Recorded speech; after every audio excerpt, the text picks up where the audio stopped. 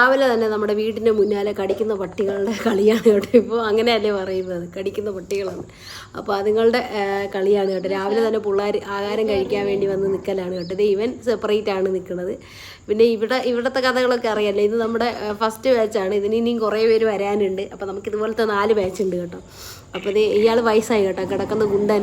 പിന്നെ അടുത്ത് നിൽക്കുന്നത് പ്രഗ്നൻ്റ് ആണ് കേട്ടോ, ഇപ്പോൾ പ്രസവിക്കാറായിരിക്കുന്നത്. എവിടത്തെയാണെന്നൊന്നും അറിയില്ല കേട്ടോ.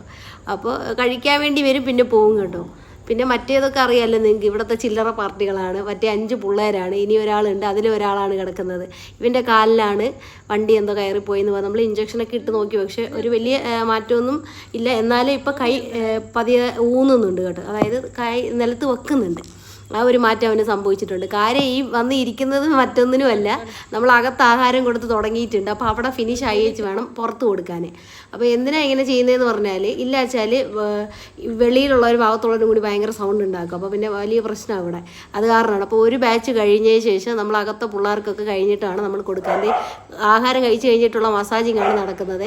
ഇവരാണെങ്കിൽ ഈ തുണി, പിന്നെ നമ്മുടെ എന്താ പറയുക, ഇതുപോലെ എന്തെങ്കിലും ചെടികൾ നിൽക്കുവാണെങ്കിൽ അവിടെ പോയി നിന്ന് അവിടെ ദേഹമൊക്കെ ഒന്ന് മസാജ് ചെയ്ത്, നമ്മൾ പറയുന്നത് തായ് മസാജ് എന്നാട്ടോ. ഇതൊക്കെ കഴിഞ്ഞ് വെച്ചാൽ വരുന്നത്. അപ്പോൾ ഇതെന്ന് പറയുമ്പോൾ കഴിച്ച് കഴിഞ്ഞിട്ട് വീടിനകത്ത് കയറി നിൽക്കുന്നുണ്ട്. നമ്മൾ വീടിനകത്ത് കയറ്റത്തില്ല. അപ്പോൾ എന്നാന്ന് പറഞ്ഞാൽ അവരെ കലാപരിപാടികളൊക്കെ കഴിയണ്ടേന്ന്, അതായത് നമ്മുടെ പേഴ്സണൽ ഹൈജീനൊക്കെ കഴിഞ്ഞിട്ട് കയറ്റാമെന്ന് പറഞ്ഞിട്ട് വിട്ടേക്കുന്ന കേട്ടോ.